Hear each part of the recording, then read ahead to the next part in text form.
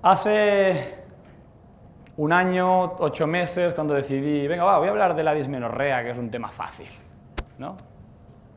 Y es un tema que he revisado ampliamente para uno de los seminarios del curso de PNI, del seminario de hormonas sexuales, y que básicamente tiene 2 o 3 mecanismos que son muy sencillos, y digo, bueno, con eso llego al seminario, llego a la ponencia, tranquilo, no la lío demasiado, y hace 2 meses empiezo a leer artículos, y esas cosas que pasan, que las bacterias toman las decisiones por ti, ¿no? Desde el punto de vista del budismo zen, dicen que los hijos te escogen a ti. No sé si los artículos también te escogen a ti. Y empezaron a salir una serie de artículos que le decía a Pau, digo, madre mía, lo que me estoy encontrando, pero no sé si presentarlo, porque a ver si lo vamos a liar mucho. Total, que al final he decidido presentarlo. Y vamos a ver cómo en surto, que se dice en catalán, cómo salgo con ello. Empezamos con algo sencillo. ¿Qué es la dismenorrea? La dismenorrea es básicamente una disfunción dolorosa en el proceso de sangrado, en la menstruación de la mujer. No es una patología, no tiene una patología orgánica, entonces es una disfunción y que no vamos a hacer el ejercicio de decir cuántas mujeres han sufrido o sufren, no vamos a poneros, no voy a poner a nadie en ese aprieto. La prevalencia de la dismenorrea en los diferentes países vemos que varía desde un 50% aproximadamente hasta casi un 85%, dependiendo del país. Más concretamente, en un estudio en la Comunidad de Madrid, vieron en el año 2001 cómo el 61,9% de las mujeres sufrían dolor menstrual. Con esa incidencia podríamos plantearnos, bueno, pues eso será normal. Ya os anticipo que no debería ser normal. De estas, el 78,4% tenían 3 o más menstruaciones con dolor, y después había un porcentaje más pequeño en el que todas las menstruaciones eran con dolor. Los tratamientos, de momento vamos con lo sencillo, ¿sí? Vamos cogiendo carrerilla y ya la liaremos. Los tratamientos, este es un estudio de la Universidad de China, y entonces vemos como el tratamiento más utilizado es el reposo. No sé en una sociedad occidental si el tratamiento más utilizado sería el reposo o el punto número 2 en el que la medicación podría pasar por delante. Entiendo que dependiendo de la zona donde se estudie habrá variaciones. Pero bueno, como lo que quiero es hacer un abordaje, irnos acercando progresivamente hasta que podamos coger de verdad aquello que nos interesa, ¿no? Pues paños calientes, té, ejercicio, hierbas medicinales. Dentro de la medicación, porque hay que entender que la farmacología para los que estudiamos psiconeuroinmunología es una herramienta brutal porque te ofrece mecanismos de acción para entender cómo puedes intervenir tú, pero con otro modo que a lo mejor no sea un fármaco, ¿sí? Evidentemente hay momentos en los que los fármacos son inevitables, pero por lo menos yo no soy médico, ni lo pretendo, y no puedo utilizar fármacos y tampoco va con mi filosofía. Entonces utilizo los estudios de farmacología para encontrar mecanismos de acción. Aquí, ¿qué vemos? Que básicamente se utilizan 2 tipos de medicamentos, antiinflamatorios y analgésicos. Entonces, eso es lo que nos está diciendo, y además con una eficacia relativamente buena, lo que nos está diciendo es que básicamente el problema de dismenorrea es un problema de dolor y de inflamación, 2 cosas que están íntimamente que funcionan íntimamente. Por tanto, siguiendo la pista, vamos a ver cómo la inflamación y cómo el dolor están apareciendo en un porcentaje tan grande de las mujeres en un proceso fisiológico como es la menstruación, si consideramos que no debería ser así. ¿Qué está pasando? Vemos en la fisiología que básicamente el proceso de sangrado depende de unas moléculas que ayer ya se introdujeron, que se llaman prostaglandinas. Estas prostaglandinas generan un vasoespasmo en las arteriolas espirales que se encuentran en el endometrio y eso como consecuencia hace una necrosis isquémica, una descamación y una hemorragia. Dicho de otro modo, es una herida sangrante. Por tanto, sigue un proceso de resolución como cualquier herida. El sistema inmune estará implicado. ¿Sí?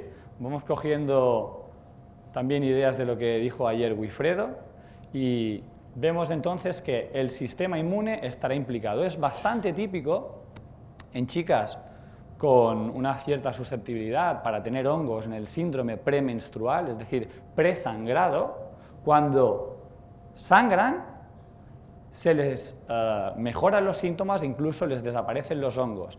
Eso es por el aumento de la actividad del sistema inmune, la infiltración de leucocitos que aumenta la actividad del sistema inmune durante el sangrado. ¿Sí? Pero ¿qué pasa si ese sangrado es exagerado en forma de cantidad o en forma de sensibilización de las fibras aferentes? Traducido, un exceso de moléculas que señalan al nervio para producir dolor. ¿Qué pasa? Pues que provocaría algo que no debería ser. No debería ser doloroso. Y aquí entramos en el terreno de las hipótesis. Tenemos dos hipótesis, tengo dos hipótesis sobre la etiología. Esto no va a estar definido así en la literatura científica. La verdad es que la literatura científica sobre dismenorrea es bastante simple, se limita a intervención con algún tipo de antiinflamatorio, ya sea natural o sea farmacológico, y resultados. Estudios de intervención, resultados, esto va bien, vitamina E, vitamina D, vitamina A, ibuprofeno, analgésico y poca cosa más. Entonces debemos hacer un paso más nosotros y decir, vamos a plantear una hipótesis en función del mecanismo de acción que parece que está viendo, ¿no? Primera hipótesis. Esta imagen se va a repetir 2 veces más en la ponencia. Una mala calidad de la resolución de los procesos de inflamación. Lo desarrollaré a continuación. Segunda hipótesis, no son 2 hipótesis que es una o la otra, son 2 que puede predominar una, puede predominar la otra o pueden estar las 2 presentes. ¿Sí? Segunda hipótesis, un exceso del tamaño endometrial en el momento de la descamación. O sea, eso que se descama del endometrio que sea más grande o más pequeño. Por tanto, una herida más grande o una herida más pequeña. ¿Qué se cura más rápido? ¿Una herida grande o una herida pequeña? Una herida pequeña. ¿Qué provoca más inflamación? ¿Una herida grande o una herida pequeña? Una herida pequeña. Entonces el tamaño del endometrio en el momento de la descamación será importante. Vamos con el primer mecanismo de acción dentro de la hipótesis. Aquí lo que vemos es la hipótesis de los Rhizoliomics. Desde mi punto de vista, cuando os acabe la presentación entenderéis a lo que me refiero. Ahora estamos en la avalancha de microbiota a nivel científico. Desde mi punto de vista, de aquí a 10 años estaremos en la avalancha de Rhizoliomics. Es mi punto de vista y no está separado de la microbiota, por eso. No es ahora la microbiota, no, es que va junto y ahora lo veremos. Aquí lo que vemos es un proceso de inflamación, tiene X días, aparecen una serie de células, polimorfonucleares, macrófagos, etcétera, etcétera. Muy resumido en esta primera imagen, lo que me interesa es que una inflamación aguda sí tiene prostaglandinas, leucotrienos, pero no tiene los lípidos mediadores de la resolución, los llamados switch class, los que hacen un clic, la resolución de la inflamación pasa a no ser correcta y tiende a cronificarse. Dicho de otro modo y más simple, es imprescindible la presencia de los lípidos pro-resolución o resoliomics para que se pueda resolver esa inflamación. Tiempo atrás se creía que la inflamación se resolvía por fatiga, tipo como pasa, por ejemplo, con el cuerpo lúteo, que cuando no hay fecundación, pues por atresia va desapareciendo. Hoy se sabe que la inflamación desaparece por un mecanismo activo, que es la presencia de estas moléculas lípidos pro-resolución que se llaman lipoxinas, resolvinas, protectinas y maresinas. Las llamadas switch class, sobre todo, lo que hacen es dar una señal de stop. Ya puedes dejar de inflamar, son las lipoxinas. Pues eso dependerá de forma... es inseparable de una buena función de las células T reguladoras que hablaba, por ejemplo, Carlos ayer, de que las células inteligentes del sistema inmune, los linfocitos, funcionen correctamente, que no haya una hiperexcitación de los neutrófilos, que no haya una hiperactividad de las células dendríticas.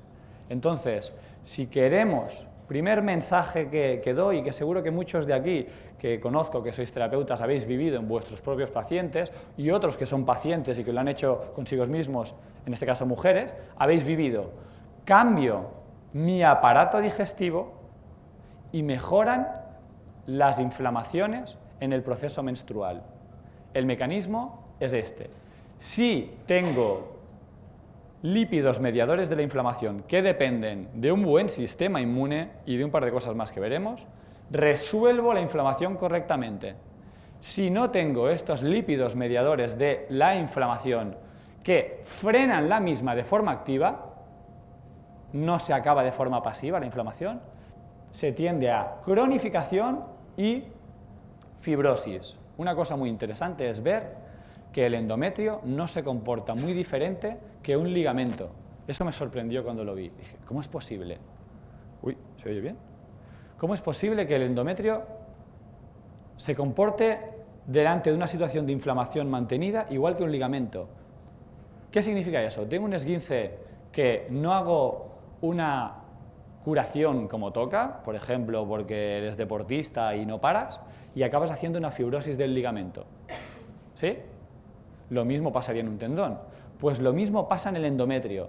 Esas chicas, mujeres, que sufren inflamación, inflamación, inflamación, inflamación, mes tras mes, etcétera, etcétera, acaban haciendo fibrosis en sus células endometriales, que es el paso previo de la endometriosis. La endometriosis ya implicaría migración de células endometriales a otros tejidos, como va a ser el ovario o el intestino, pero se fibrosa. Aquí vemos el mecanismo de estas moléculas switch class o de stop signal. Son las lipoxinas, lipoxina A4, B4 y después está la 15-epilipoxina y lipoxinas metiladas, que después lo veremos. Básicamente estas moléculas son las encargadas de decir, vale, ya puedes dejar de inflamarte. Si no están o no están en suficiente cantidad, la inflamación no para. Parece algo extremadamente sencillo y lo es, y su implicación en la salud es brutal. Fijaros, pensad cualquier proceso de herida, de hemorragia, de traumatismo, de inflamación, que no tuviera una señal de párate. ¿Qué tendríamos? Low grade inflammation o inflamación de bajo grado. A ver, déjame pensar. Inflamación de bajo grado aparece en personas que pierden su especificidad inmunitaria relacionada con la barriga, con la microbiota. A ver si todo lo que dijeron ayer tenía algo que ver. Bueno, estas moléculas resulta que se activan a partir, esta diapositiva la puso Carlos ayer, la vuelvo a poner porque vale mucho la pena, es un estudio de Serhan, ahora hablaremos de él, a partir de las prostaglandinas E2 y D2, sobre todo las E2, son las moléculas que buscan frenar los antiinflamatorios. Y dices, como decía Tom O'Brien el año pasado, oh my God, que estamos dando un medicamento para resolver la inflamación que bloquea la molécula que resolverá la inflamación de forma natural. ¿Qué estamos haciendo? Y hay mujeres que lo han probado, que es, voy a intentar aguantar un poquito el dolor, voy a intentar aguantar un poco la inflamación cuando tengo la regla. Y en 2, 3 reglas empieza a mejorar su dolor. Solo con dejar de tomar medicación antiinflamatoria, solo por dejar de bloquear los risoliomics, los lípidos mediadores de la resolución. Por supuesto, hay casos de inflamación en el que no es suficiente dejar de tomar medicamentos. Habrá que hacer intervenciones en una barriga inflamada, por ejemplo, una pérdida de especificidad inmunitaria o, por ejemplo, un tamaño endometrial excesivo, que veremos a continuación, que es cuando se complica el asunto. Entonces, estamos en esta diapositiva y lo que vemos es, efectivamente, hemos dicho que las prostaglandinas se necesitan para activar el gen que dará lugar a la enzima que se llama 15-lipoxigenasa, entre otras, que hará las lipoxinas. Eso es lo que hemos dicho. Eso tiene que quedar clarísimo en nuestro cerebro. Que la utilización de sustancias que bloqueen las prostaglandinas están bloqueando los risoliomics. ¿Entendéis? Y eso dará lugar a fibrosis. Es así, de simple y de contundente. ¿Veis? Los lípidos mediadores de la inflamación. Y esto, que es tan simple, y estamos en 2015 y todavía salgo yo aquí como si fuera descubriendo algo. Yo no descubro nada. Aquí hay un señor que trabaja en la Universidad de Harvard, en la Facultad de Medicina de Harvard y en el Instituto de Investigación de Harvard, o sea que no trabaja aquí en mi consulta de Bañolas, sino que trabaja en la Universidad de Harvard investigando, que cuando pones en PubMed, que es un buscador de literatura científica, Serhan, tal como está escrito, CN, Charles Serhan, aparecen 412 estudios. Hoy, o sea, hoy o hace 3 días cuando puse esta diapositiva, te aparecen 412 estudios. No te aparecen 2 estudios son estudios preliminares que nos dicen que habría que continuar estudiando. No, te aparecen 412 estudios. Y como he dicho, este señor que publica en la revista Nature un artículo de 30 páginas, que no es una carta al editor de media página, un artículo de 30 páginas de la revista Nature en 2014, cuando vemos dónde trabaja en el Centro de Investigación de Harvard, concretamente en anestesiología y medicina del dolor. Y vamos a coger otro ítem. Venga, no vamos a coger el autor, vamos a coger la palabra lipoxinas. Lo ponemos aquí. 1052 artículos cuando pones la palabra lipoxinas. Entonces dices, ¿qué me he perdido? ¿Por qué hasta el 2015 no me entero que existen moléculas que son las encargadas de frenar la inflamación de forma activa? ¿Qué ha fallado aquí? Bueno, hay también estudios que hablan de que el tiempo que tarda la información en salud en ser llevada a la clínica, el tiempo de media, ¿cuánto diríais que es? ¿Alguien se atreve a decirlo? 17 años en concreto. Será 20, 15, 17 años, habla el estudio del tiempo que tarda en aplicarse los conocimientos de ciencia al día a día. Pero bueno, en 2015 ya estamos en Barcelona, en el Hospital Clínico de Barcelona ya están estudiando sobre lipoxina, o sea, ya está aquí, ya tenemos que empezar a hacerle caso y veremos que va mucho más allá. Esas lipoxinas no solo participan en la resolución, participan en más cosas. Lo veremos. El sistema inmune, tal como dijo Wilfredo, es la verdadera clave cómo hace reacciones cruzadas con el sistema endocrino. Hay que empezar a dejar de ver la alimentación como un consumo de macro y micronutrientes. Y hay que empezar a ver la alimentación como una ingesta de energía que llene los depósitos necesarios para la supervivencia, que cabree lo mínimo posible a nuestras bacterias. Así hay que empezarlo a ver, porque cualquier alimento que cabree nuestras bacterias empezará, si es de forma sostenida en el tiempo, por supuesto, y dependiendo de la susceptibilidad genética a nivel inmunológico, empezará a dar desregulaciones inmunológicas y endocrinas.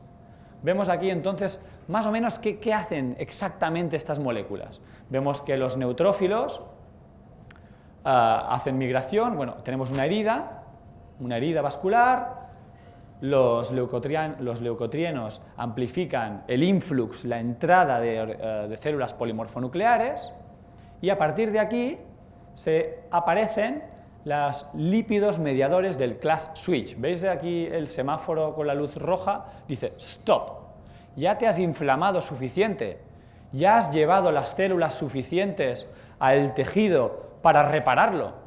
No hace falta que continúes llevando más y más y más y más y más y más. Es como cuando tenemos un problema. Bueno, pues me voy a preocupar X, encuentro la solución, me dejo de preocupar, ¿no? No voy a continuar preocupándome, porque entonces voy a entrar en una vorágine nociva.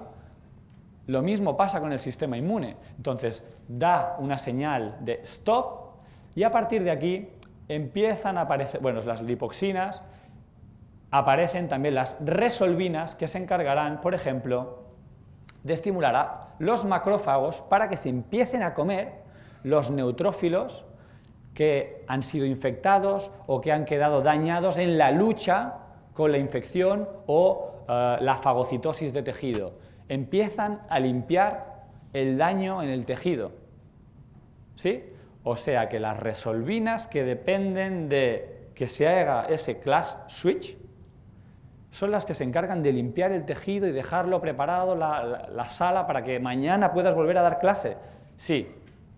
Y si bloqueas ese proceso, dará lugar a una herida más fibrótica. Efectivamente. Es tan sencillo y tan profundo a la vez.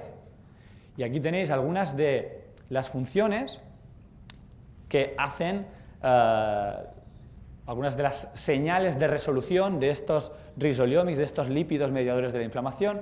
No sé si no se ve muy bien, pero igualmente yo, para el que quiera, le paso la diapositiva a través de Xavi o del contacto a través del Summit, le paso las presentaciones, el artículo, lo que queráis.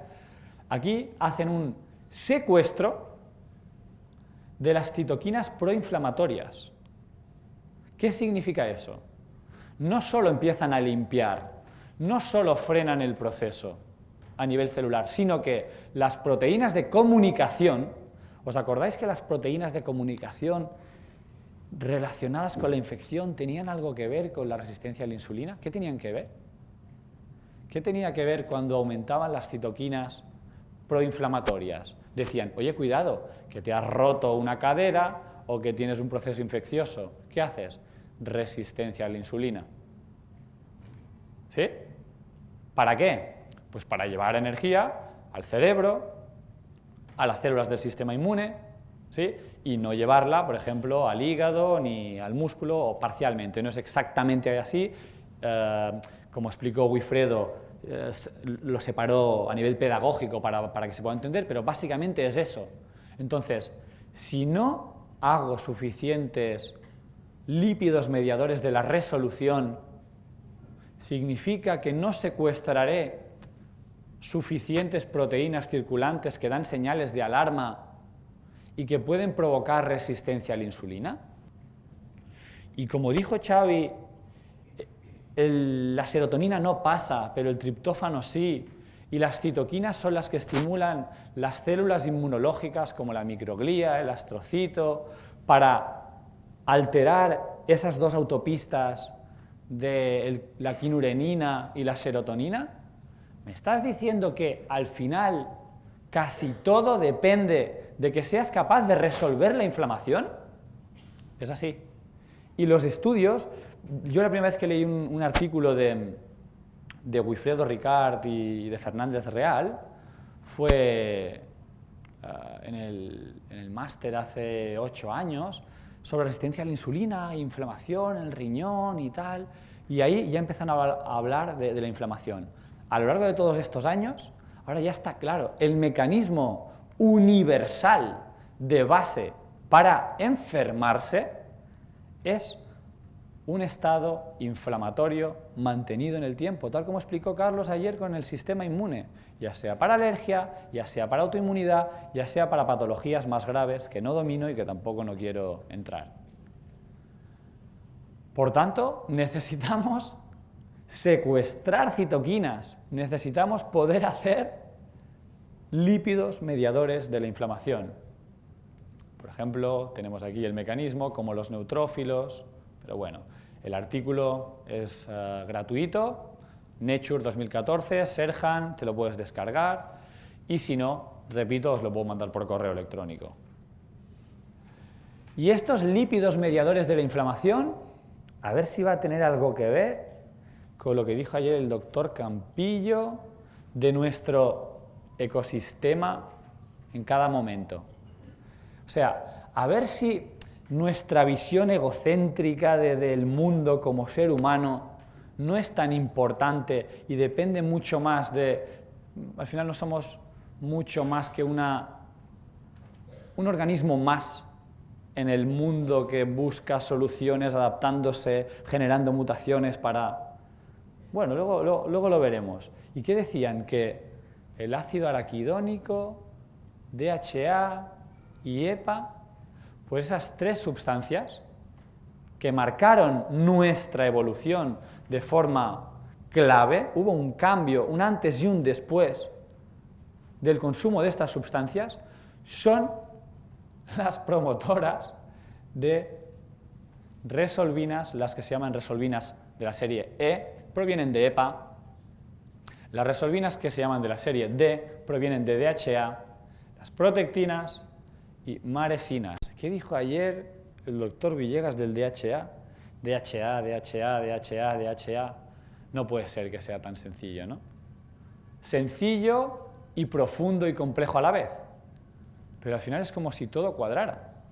Realmente necesitaré que el sistema inmune funcione bien, o sea que la barriga funcione bien, o sea que no cabré a los que a lo mejor mandan, ¿no? A lo mejor no somos nosotros los que mandamos y somos transportadores de bacterias, y si les generamos un entorno que esas bacterias no les gusta, se cabrean y dan señales. Bueno, no lo sé.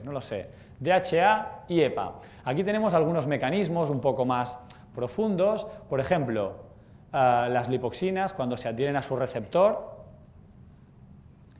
hacen una inhibición de la quimiotaxis, la llamada de venid aquí, que hay un problema.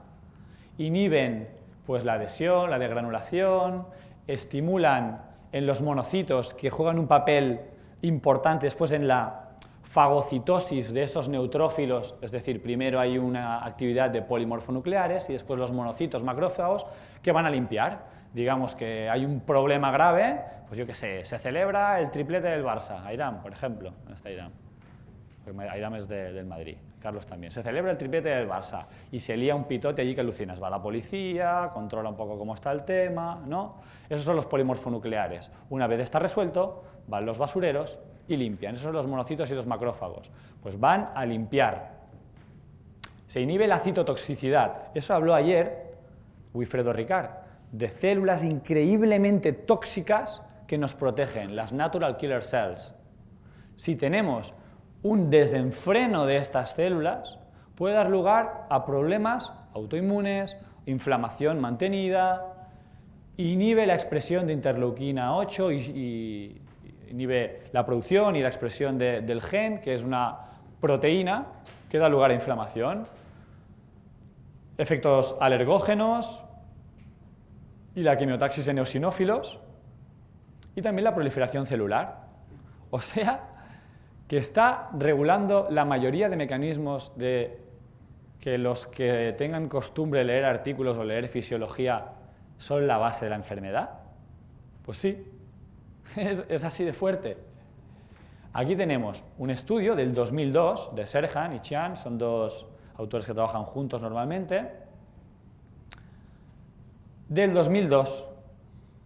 Fijaros, se empezó a recoger información sobre los risoliomics en general en el 89 aproximadamente, creo que es el más temprano. Pues las funciones, estas son las funciones y en la tabla siguiente son las enfermedades. Las enfermedades, mirad, el estudio más reciente sobre lipoxinas sería a finales de los 80. Este estudio es del 2002, pues tenemos relación con problemas hematológicos, con cáncer, con problemas vasculares, renales, dermatológicos, pulmonares, artritis, hepáticos, oculares, de la boca, hay bastantes estudios de la boca, y es en 2002. Y si miráis los estudios de Serhan veréis que desde 2002 hasta ahora la publicación de estudios ha sido así. Realmente, si esta tabla la hicieran ahora, sería 10 veces más grande probablemente, en casi seguro todos los sistemas. ¿Posibles causas de desregulación entonces? Un estado de inflamación de bajo grado. ¿Qué significa un estado de inflamación de bajo grado? Que te hayas cabreado con tus bacterias o que estés en un ecosistema individuo, bacterias, incorrecto. Vamos a llamarlo así. O que el cabreo sea tan grande que hayas hecho una hiperpermeabilidad intestinal. O que tengas una sensibilidad al gluten no celíaca y que insistas en comer gluten. ¿Sí? Como dijo Carlos, el gluten no es digerible. Digerible significa que no se puede cortar, pero sí es absorbible y sí da lugar a respuesta inmunitaria. Que no sea digerible no significa que no penetre. Son dos cosas diferentes. Penetra y tiene efectos bioactivos. Y eso es la gran dificultad. Un estado de inflamación de bajo grado también puede ser producido por estrés mantenido, que estimula a las bacterias para que hagan noradrenalina y a partir de aquí, etcétera, etcétera, etcétera. Déficit de ácido araquidónico. Ya es consenso que el ácido araquidónico es la molécula, es el lípido, el ácido graso precursor de las lipoxinas. Principalmente se encuentra en la carne, sobre todo en la carne que ha comido hierba y que se ha movido, como dijo ayer el doctor Campillo. Y DHA y EPA, sabéis la poca capacidad de convertir estos ácidos grasos de sus precursores ALA, ¿sí? Del aceite de lino, que no sirve. Es así de rotundo, te servirá para ir de vientre por diferentes mecanismos a nivel biliar y etcétera, etcétera. Pero no sirve como fuente de EPA y DHA. Hay que consumir carnes de buena calidad. Cuando digo carnes de buena calidad no estoy hablando solo de rojas, son carnes de diferentes colores, que el color rojo probablemente habrá que regularlo en personas susceptibles de tener patologías con el hierro, con exceso de hierro. Y en personas susceptibles de tener patologías con déficit de hierro, a lo mejor hay que aumentarlo. ¿Tendrá que ver eso con el ecosistema del que proviene su microbiota, su microbioma? Probablemente. Y ahí, ayer por la noche, no sé si existe o no, pero le dije, Xavi, habría que crear el concepto nutribiota. La nutrición para la microbiota, no nutrigenómica, sino nutribiota. La alimentación que nos da suficiente energía y que no cabrea nuestro ecosistema bacteriano. Eso debería ser, ¿sí? Vitamina A y vitamina D regulan la expresión de genes que tienen que ver con proliferación celular e inflamación y muchos otros que se os puedan ocurrir que generen un estado de inflamación mantenido. Ahí le añado antiinflamatorios y ya lo tengo. Comes poco pescado, tomas antiinflamatorios, un poquito de estrés, comes cosas que a tu ecosistema microbiano no le gusta, se cabrea contigo y ya tenemos alergia, artritis reumatoide, etc. Pero ¿y si las lipoxinas, que es curioso, ¿no? Porque vemos, por ejemplo, que Carlos hablaba de los receptores de hormonas sexuales, los receptores de corticoides, tienen receptores a nivel nuclear. ¿Y si las lipoxinas no solo tienen efectos inmunológicos? Yendo a la visión de la endocrinología del doctor Wilfredo Ricard, ¿y si las lipoxinas tienen efectos inmunoendocrinos? ¿Por qué pueden tener efectos inmunoendocrinos? Pues muy sencillo, porque si estoy haciendo lipoxinas es porque estoy resolviendo un proceso inflamatorio. Necesitaré un contexto endocrino paralelo para ese proceso inflamatorio, ¿no? Puede que tenga algo que ver también con la resistencia a la insulina. Lo que sí tiene que ver es, por ejemplo, con el receptor, uno de los receptores más promiscuos, me encanta esta palabra cuando la leo en los artículos, que es el receptor de estrógenos. Las lipoxinas tienen capacidad para adherirse al receptor de estrógenos. Y eso abre la hipótesis número 2. ¿Sí? De momento la hipótesis número 1, el mecanismo de acción número 1, lo tenemos claro, mala capacidad para resolver. El mecanismo número 2, un tamaño excesivo. Resulta que hay sustancias bioactivas que pueden hiperestimular el receptor de estrógenos. Por ejemplo, el gluten. Por ejemplo, las isoflavonas de la soja pueden tener un efecto, dependiendo del caso, modulador, dependiendo de la cantidad y el contexto, exacerbante. ¿Sí? Al final los matices son importantes. Pues las lipoxinas parece que juegan un papel, eso no está muy claro, lo hablábamos el otro día con Pau, no está muy claro, pero parece que compiten por el receptor de tal modo que evitan que otras moléculas que cuando se adhieren al receptor dan una función exagerada, den una función más normalita. Lo repito de otro modo. Los estrógenos y sobre todo metabolitos de los estrógenos o, por ejemplo, el gluten, puede dar una función exagerada del receptor de estrógenos. El receptor migra a nivel nuclear, es un receptor nuclear pero que se encuentra a nivel citoplasmático y que migra a nivel nuclear, se adhiere a su zona de adhesión en el ADN y hace una promoción, que es básicamente proliferación de la célula en la que se encuentra. Si es en el endometrio, proliferación. Si hay proliferación, pues está bien que sea X, pero si es 10X, puede ser un problema, dependiendo del contexto. En el embarazo la necesito. Pero si en el embarazo no necesito que prolifere. Entonces, en ese caso, las lipoxinas regulan que no haya un exceso de proliferación, porque compiten por ese receptor.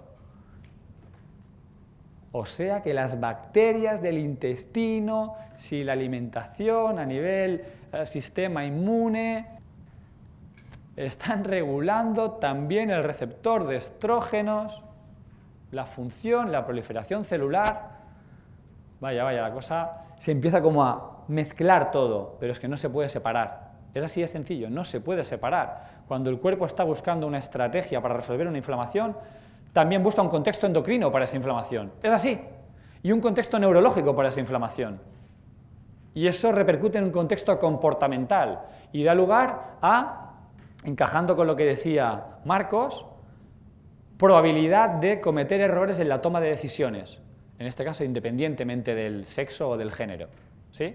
La inflamación hará que tomes decisiones en base al miedo, y la capacidad de decidir correctamente depende de tener el miedo fisiológico, no un exceso. Aquí vemos cómo las lipoxinas previenen la endometriosis. Estudio que habla, dice, además del efecto antiinflamatorio de las lipoxinas, tienen otros efectos, como por ejemplo la activación de metaloproteínas que se encargan de la reparación. O sea, también reparan las lipoxinas. Además de eso, también factores de transformación. ¿A quién le suena eso, esas modas que a mí a veces me ponen un poco nervioso? Toma calostro de yegua, que tiene factores de transformación. ¿Sí? Calostro de yegua es para el caballo que acaba de nacer. no para los humanos, ¿sí? Ahora bien, si queremos buscar factores de transformación, a lo mejor nos interesa tener regulado un buen sistema lipídico para hacer sustancias de resolución que regulen los factores de transformación celular, como el TGF-beta o Transforming Growth Factor beta. Además de eso, vemos que atenúan la expresión de aromatasa. La enzima aromatasa, que está muy de moda, puede expresarse más o expresarse menos en función de la inflamación. O sea, efectos endocrinos en función de la inflamación. Habría que buscar la lógica evolutiva. No sé, a lo mejor si hay una inflamación, se estimula que haya más aromatasa para que, cuidado, que hay peligro de muerte, cuando lo resuelvas, enseguida prolifera. Enseguida ten hijos, ¿no? Porque eso en fertilidad es un mecanismo que está descrito, que es cuando se activan mecanismos de supervivencia, justo después se aumentan los mecanismos de fertilidad. Cuando hay mucha abundancia, los mecanismos de fertilidad se reducen, pero no vamos a hablar de ello. Entonces, atenúan la expresión de aromatasa y también están implicados en la regulación de genes que tienen que ver con los receptores de estrógenos. Y ahí vamos, esto es lo de la aromatasa que hemos visto antes, esto es como en la regla aumenta, en un endometrio sano, aumentan las lipoxinas y en endometriosis parece que hay menos lipoxinas en el tejido endometriótico, es decir, el tejido endometrial lesionado. Y en el embarazo también aumentan las lipoxinas. Y aquí, durante mucho tiempo he estado estudiando de estrógenos y estrógenos y estrógenos y estrógenos. ¿Y qué os parece si os digo que los estrógenos básicamente son los que aceleran el proceso, pero la inteligente es la progesterona? Resulta que hay una asociación entre los niveles de progesterona y niveles de lipoxinas. Una buena producción de progesterona está asociado con unos buenos niveles de lipoxinas. Uno de los mecanismos, por ejemplo, no está aquí, pero lo digo, es a través de un par de proteínas, una de ellas que se llama la RXR binding protein, que tiene que ver con el receptor de ácido retinoico a nivel del ADN. Y eso, como sabéis, la vitamina A regula la proliferación celular, el sistema inmune, la especificidad, a grosso modo, ¿sí? Entonces, una pérdida de funcionalidad a nivel del receptor de vitamina A va a hacer nuclear factor kappa B, factores de proliferación, e inducirá a más inflamación. O sea, que la progesterona puede ser una hormona antiinflamatoria, puede tener algún tipo de asociación, y lo interesante de la progesterona es que es la hormona que a nivel cerebral más capacidad tiene de hacer sentir felicidad, más que la serotonina. Los estudios con pregnenolona han visto que administración de pregnenolona mejora la sensación de felicidad y es como uno de los tratamientos que se están empezando a estudiar a nivel farmacológico para el tratamiento de la depresión. La progesterona, que es la hormona de la fertilidad. ¿Y la progesterona de qué depende? No sé si está aquí. Me he avanzado. No está aquí, estaba antes. La progesterona dependerá de un buen cuerpo lúteo. ¿Y qué es un buen cuerpo lúteo?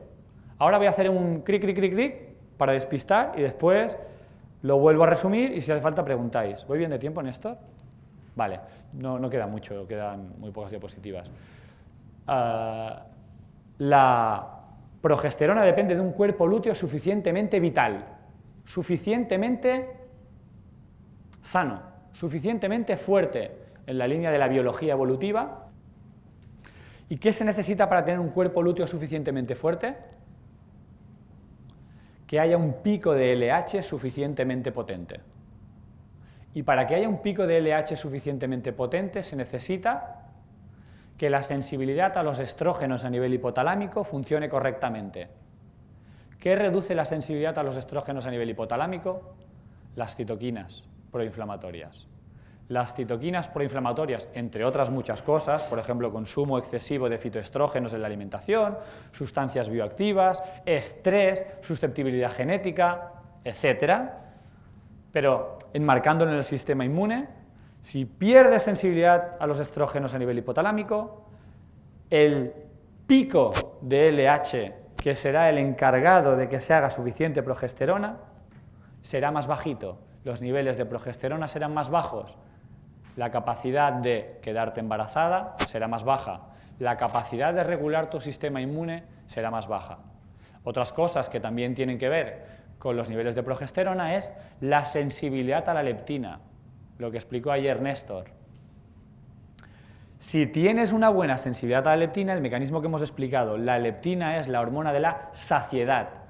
Pasa un periodo de necesidad y posterior a esa necesidad, la sensibilidad a la leptina aumenta.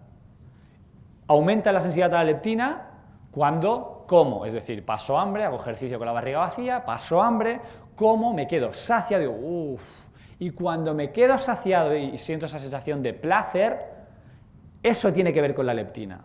Y eso da una señal parasimpática, es decir, ahora sí puedes hacer hormona de crecimiento, ahora sí puedes hacer hormonas de reproducción. Una buena sensibilidad a la leptina hará un suficiente pico de LH y eso hará que puedas hacer suficiente progesterona. Otros problemas pueden ser, por ejemplo, un déficit de yodo, que den un déficit de función del eje tiroideo. Y vivíamos al lado del mar y comíamos, bueno, al lado del mar, ríos, y comíamos marisco, bastante más que ahora, y pescado, ¿sí? Entonces, al final es como que cuadra demasiado, ¿no? Si hemos visto que esa inflamación puede desregular los genes, ¿se desregulan aleatoriamente o son caprichosos? Son caprichosos, porque la inflamación lo que estará diciendo es, de forma temporal, oye, prolifera para cuando se acabe estar en un ambiente más predispuesto.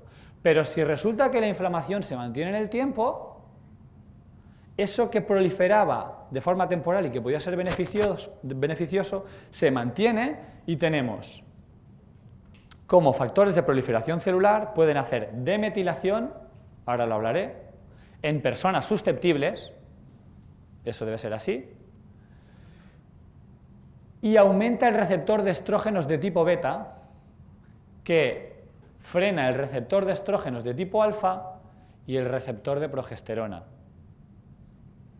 La inflamación, la demetilación, el envejecimiento, el estrés, hará que aumente R beta, disminuya R alfa, menos progesterona y, vaya, también aumenta una enzima proinflamatoria como es la ciclooxigenasa. La metilación, que es uno de los mecanismos epigenéticos, también está la acetilación de las histonas, fosforilación, tiene que ver con qué calidad transcribo mi código genético. Uno de los mecanismos de regular esa calidad en la lectura de mis genes es la metilación. Y básicamente es añadir un grupo CH3 a el dinucleótido citosina-guanina, da igual. En definitiva, lo que hace la metilación es silenciar genes, o mejor dicho, regular genes. Si hay una pérdida de capacidad metiladora, por ejemplo, todo lo que tiene que ver con proliferación celular es envejecimiento, activa telomerasa y por diferentes mecanismos demetila. Los genes actúan demasiado. Debemos buscar una actividad genética estable, ¿sí? Menos sustancias que vayan estimulando permanentemente. Una inflamación en un momento dado demetila, pero es absolutamente fisiológico. Mantenido en el tiempo hace envejecimiento. Eso tenemos la suerte que hemos hablado antes de las industrias farmacéuticas que estudian fármacos y que nos interesan para mecanismos de acción, y después está la cosmética, que estudia mecanismos de anti-aging y que nos sirven para encontrar mecanismos que tienen que ver con el antienvejecimiento y la estabilidad genética. En este cuadro vemos como el ácido fólico, que se le da a las mujeres embarazadas, la vitamina B12 o, por ejemplo, el zinc, son cofactores de un ciclo, que esta diapositiva resume cómo nosotros hacemos más homocisteína o menos homocisteína, cómo activo más los genes o cómo los desactivo, fumo más homocisteína, ejercicio físico extenuante sin que esté adaptado a tu fisiología puede demetilar, ejercicio físico dentro de tu fisiología hace un efecto de supercompensación que estabiliza, todo lo que envejezca demetila, comer mal, dormir poco, estrés, fumar, etc. ¿Y qué pasa en personas susceptibles cuando se demetilan? Aquí lo vemos, en tejido endometrial sano, presencia de receptor, este es el receptor de estrógenos de tipo alfa o ESR1, es lo mismo, más presencia del tipo alfa. En tejido endometriótico, o sea fibrótico, muy poca presencia. Al revés, el tipo beta, en tejido sano, muy poco. En tejido enfermo, mucho. Otra diapositiva, aquí vemos la diferencia en el mRNA del tipo alfa, tejido sano, mucho más que en el tejido endometriótico o enfermo. Aquí vemos el tipo beta al revés, o sea, parecido a la diapositiva anterior, y aquí vemos el ratio alfa-beta, que cuanto más sano está el tejido, más alto es el ratio, más alfa menos beta, y cuanto más enfermo está el tejido, más pequeño es el ratio, más beta menos alfa, ¿sí? Y eso provoca menos progesterona también. Y se desenfrena el sistema inmune. Y aquí, diferencias, y esto es en progesterona. En tejido sano, el receptor de progesterona y el receptor de progesterona de tipo B, en los dos casos, en tejido sano alto, en tejido sano alto y en tejido enfermo más bajito. Este es el resumen. Cuando el receptor de estrógenos de tipo beta en personas susceptibles, en este caso en mujeres susceptibles, se desenfrena, va a provocar un freno del tipo alfa, ¿veis? El aumento de R beta frena el alfa y el aumento de beta y alfa bajo hace progesterona bajo. A ver si la inflamación va a tener algo que ver con la fertilidad. Aquí lo vemos. En tejido endometrial sano, que es el blanco, R beta prácticamente no existe, R alfa predomina y progesterona predomina. En tejido endometrial que ha migrado al ovario, lo contrario, falta progesterona, falta receptor de progesterona de tipo beta, el de alfa, lo contrario. Ahí va. ¿Y si las lipoxinas no solo tuvieran función endocrina, sino que tuvieran función genómica? Pues aquí lo tenemos. En este artículo podemos ver cómo la lipoxina A4 regula la expresión del gen para el receptor de estrógenos. Eso es una función genómica de la lipoxina A4. Además, también inhibe a través de P38 MAP que es una enzima en células endometriales, la producción de 17 beta-estradiol, es decir, estrógenos. En conclusión, el resumen de este artículo, de este paper, es que las lipoxinas que hasta ahora hemos estado hablando, que juegan un papel muy importante a nivel inmunológico, frenando de forma activa la inflamación, también actúan a nivel del genoma, regulando la expresión de genes, en este caso el de receptor de estrógenos de tipo beta. Por tanto, una buena regulación de la inflamación, es decir, una buena capacidad de resolución, no solo será clave para no tener dismenorrea, es decir, dolores por inflamación no controlada, sino que además también será importante para que no aparezca tejido fibrótico a nivel endometrial. La presentación casi está, y ayer por la noche digo, bueno, no voy a hacer una presentación nueva, pero voy a añadir cosas atrevidas, ya que estamos en un ambiente, en un ecosistema en forma de comunidad y que la gente tiene ganas de escuchar cosas atrevidas. Vamos a proponer soluciones atrevidas. Soluciones atrevidas. Dejarnos ya de que el ácido araquidónico es malo y dejarnos de ácido, de aceites de linos y tonterías. Hay que empezar a comer pescado de buena calidad, marisco, y buscarse la vida para comer carne saludable, blanca y roja, alternar dependiendo de la susceptibilidad con el hierro.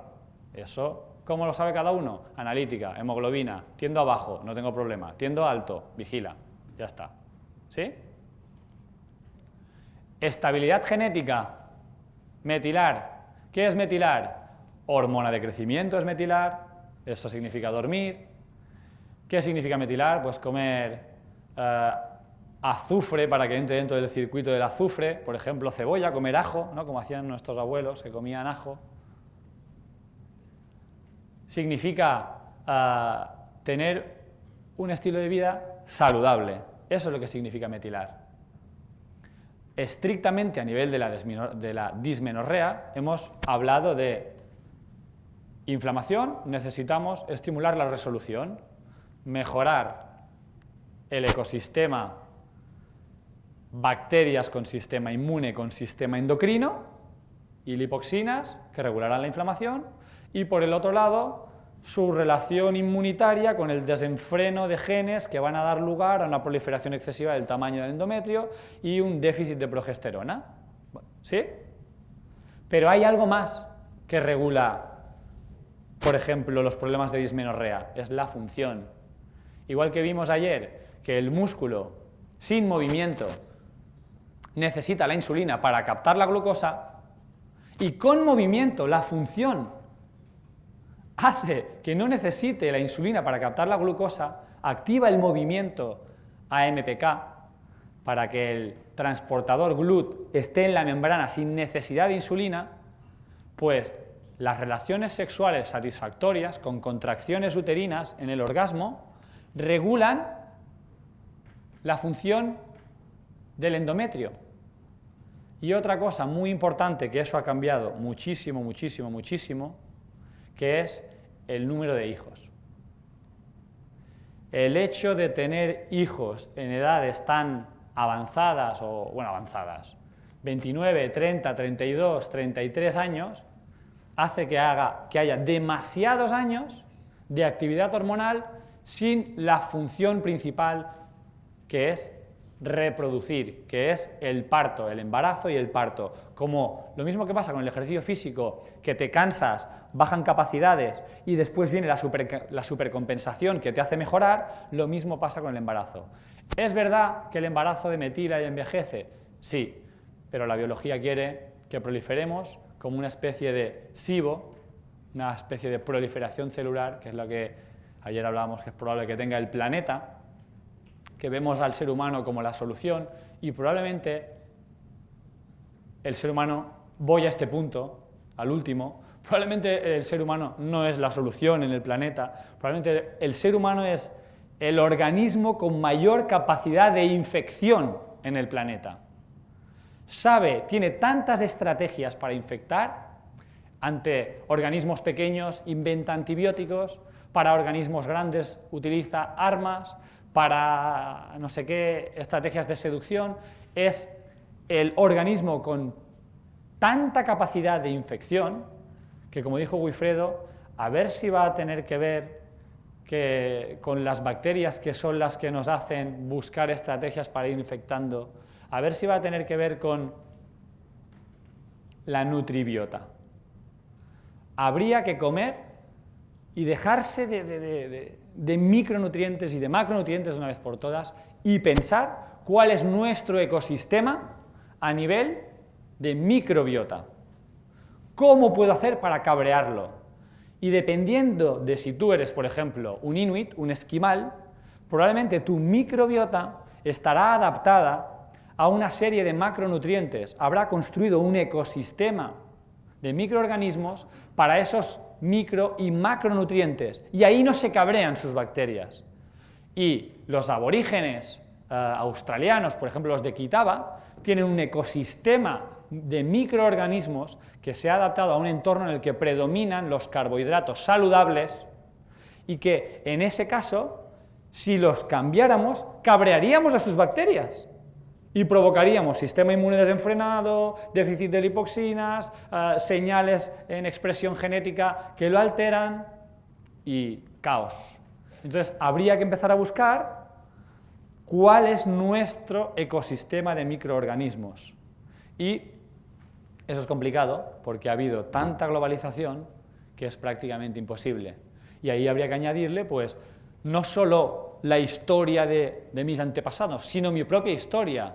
He estado consumiendo antibióticos, he comido un alimento mucho tiempo y he generado alergia para ese alimento, se han cabreado unas bacterias porque como siempre patata, por ejemplo, aunque sea muy saludable, y se han cabreado y han dicho, oye, no me interesa que comas siempre patata porque alteras nuestra biodiversidad, nos alteras nuestro ecosistema.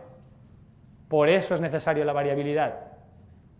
Y en ese sentido, las emociones juegan un papel muy importante relacionado con el ecosistema, que es, si nosotros de verdad queremos mejorar a nuestros pacientes a un nivel profundo. Ahora hace 2 semanas tuve clase con un grupo y hace 1 semana con otro, y les decía lo importante que es entrar dentro del cerebro del paciente, hacerle así, girárselo, para cambiar su ecosistema desde dentro. Esa es la clave. Me explicaban una paciente que estaba llevando una serie de hábitos nutricionales y cuando le aparecía estrés, lo que hacía era, estrés por comer, es que tengo que comer, cogía y se iba a hacer deporte para quitarse el hambre. Y yo le decía, no está mal como estrategia a corto plazo. A medio plazo no tienes nada que hacer. Tu ecosistema te está diciendo, come. ¿Lo entendéis? Tu ecosistema, cuando hablo de ecosistema, hablo de que las bacterias, pero que tú también eres un organismo dentro de otro ecosistema, te está diciendo, come. Y o entras dentro de su cerebro y entiendes qué parte de su ecosistema le está diciendo, come, o no tiene más remedio que aguantar X tiempo ese ejercicio físico. ¿Y cuál es una estrategia que yo propongo para mejorar al paciente en particular, nuestras vidas y también aportar un granito de arena para el mundo? Es generar un ecosistema como este, que este es un ecosistema de personas de élite, con mentes abiertas, con alimentación saludable, con un índice de masa corporal que no se encontrará en ningún otro congreso de la Tierra, con un índice de grasa corporal también de élite, y generar comunidad en personas susceptibles o en personas que tienen un ecosistema individual alterado. Una estrategia es generar comunidades para generar una biodiversidad que de ese modo pueda llevar a cabo una serie de funciones que al final son fáciles: bebe agua, come saludable, que no cabrees a tus bacterias, haz ejercicio físico, duerme, toma el sol. ¿Pero por qué no lo llevo a cabo? Porque debo encontrar qué parte de mi ecosistema está fallando. Y ese ecosistema a nivel cerebral que está conectado con mi ecosistema de microorganismos debe llegar a la paz. No solo debo hacer las paces con mi ecosistema de microorganismos comiendo, también debo hacer las paces con mi sistema de microorganismos a través de mi parte social. Y eso, por ejemplo, se ve cuando tú estás en un entorno así, que no es normal que en un congreso llega la gente, te abraza, aplaude, besos, alegría, felicidad, todo está bien, una cosa está peor, bueno, no pasa nada, alegría, porque eso es factores de transformación, ¿sí? Lo de la yegua, el TFG, Transforming Growth Factor, en nosotros, que también somos un microorganismo, que en nuestra biodiversidad vamos construyendo un entorno saludable o un entorno menos saludable. Nuestro granito de arena, y por qué nos metemos en las embarcadas que nos metemos, que afectan al tiempo que pasamos con la familia y horas de sueño a veces también, es porque queremos, nos ha tocado dentro del ecosistema arrancar algo que, y ayer se decía a Carlos, hace 10 años, cuando empezamos con esto, Carlos y yo en la universidad, oye, que esto de PNI, que no sé qué, era llamando, yo me acuerdo llamando a Xavi, que al principio me decía, cabrón, ¿sabes? Llamando a Xavi, Xavi, tío, tienes que apuntar a este curso, que esto es la bomba, no sé qué.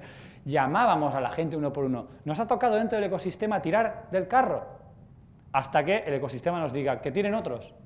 Y entre nosotros vamos a construir y aportamos un granito de arena para que, bueno, el mundo sea un poquito más bonito. Muchas gracias.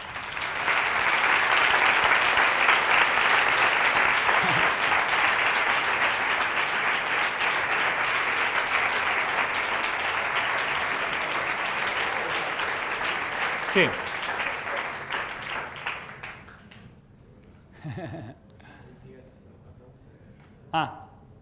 ¿Dónde está la pregunta? ¿Alguien tiene alguna pregunta? ¿Por aquí? A Paris los ecosistemas le gustan. Ecosistemas saludables. ¿También? Joder. Bueno, David, enhorabuena.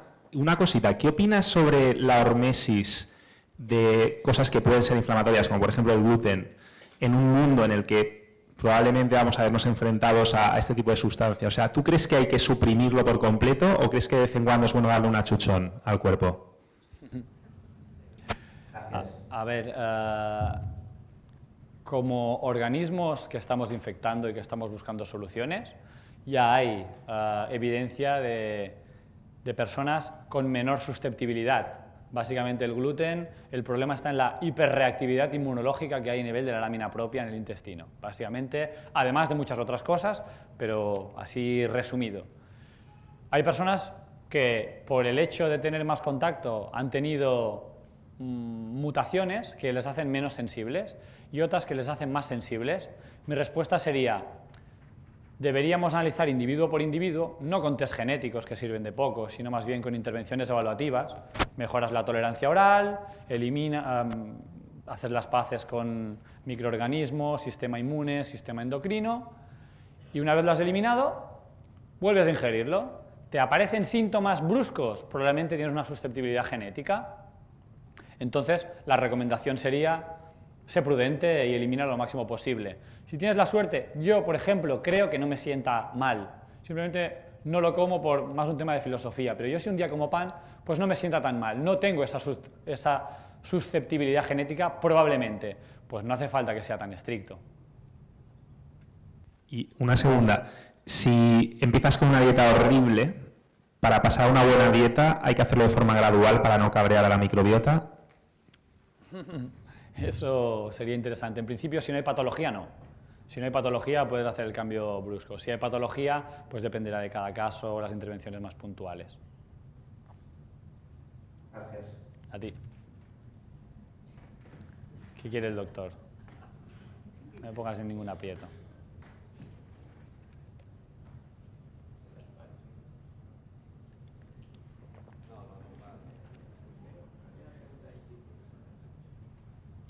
Una cosa del ecosistema hasta que llegue el micro es que no solo dependemos de los que están, sino también de los que estuvieron, que eso es importante. Abuelos, bisabuelos, etc. Es interesante estar en paz con el ecosistema del que venimos. No hace falta seguir el mismo comportamiento, pero sí hay que estar en paz. Perdón. Hola David, primero me ha gustado mucho tu ponencia. Muchas gracias. Enhorabuena.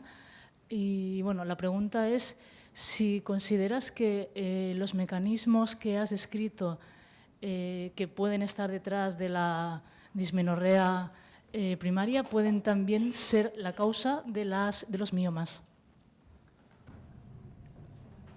La inflamación sí. Los estrógenos también.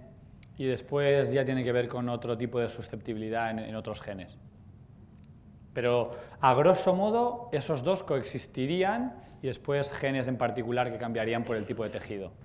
En todo caso, aparte de la susceptibilidad genética que haga que evidentemente ya tienes más puntos para tener miomas, supongo que el mismo tipo de recomendaciones y consejos servirían. El mismo tratamiento. Vale, muchas gracias. El tema es que fuera de un 20%, el tratamiento para las personas es en un 80% el mismo. que no significa que la alimentación sea el 100% el mismo, ¿eh?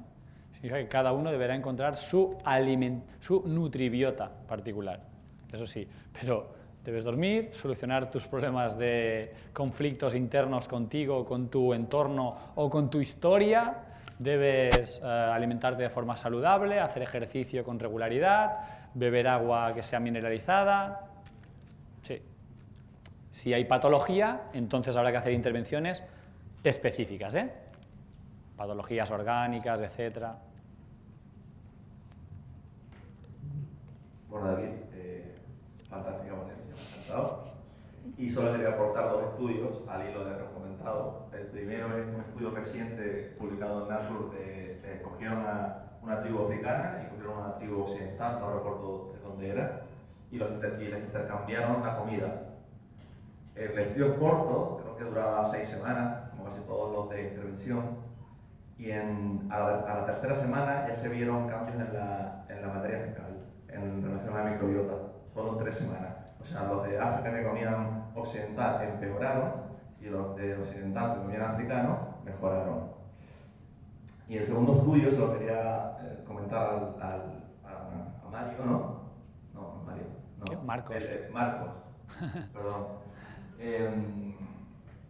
De un estudio de 2014 en ratones que les dieron a comer diferentes tipos de trigo y entre ellos el camut, que es un trigo más antiguo y parece ser que con menos propiedades inmunogénicas. Los ratones que comían camut mejoraban su función inmune en el intestino. Lo que pasa es que luego los que hicieron un estudio es la Sociedad Europea de Camut. No sé si tiene mucha validez. Y habría que ver el tiempo en el que mejora esa actividad inmune, porque una actividad inmune a corto plazo puede mejorar, pero a largo plazo puede ser un empeoramiento. Todo lo que sea subvencionado, mejor que no. Gracias, David. Muchas gracias a todos.